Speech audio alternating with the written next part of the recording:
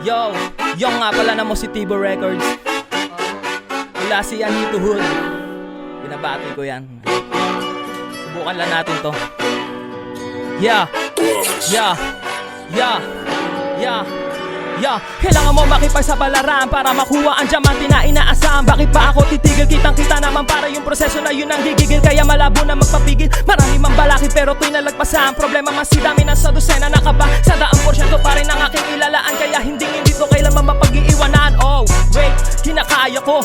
Ganun siguro para sa pamilya mo. Marami mang negatibo ang aking nata mo. Pero baliwala yan para sa pangarap ko. Malapit na ako, nagbunga mga plano. Walang daya yung kilos, pinanganak na makatao. Kaya mga biyaya na mo ay sako-sako di mauubusan. Tuloy-tuloy na sa pag-araro kabaro.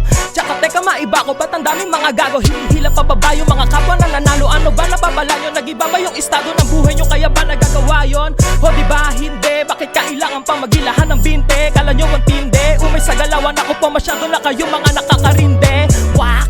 Sarap ninyo sanang patulang kaso sa'kin ka palang masyado ka na nabulunan. Di mo kinaya mga bara na sintigas ng bala. Kaya wag kang magpakala kung di mo naman pala talaga kaya.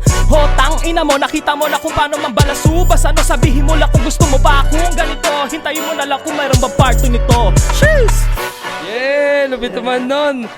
Maraming salamat tol. Baka may gusto kang i-promote o i-shoutout. Nabati nga pala mo si Tibo Records yan. Yung nga pala. Yeah, maraming salamat tol. At yun, iispatan pa natin yung mga rapper na mag-i-spit sa dala-dala natin beat, man.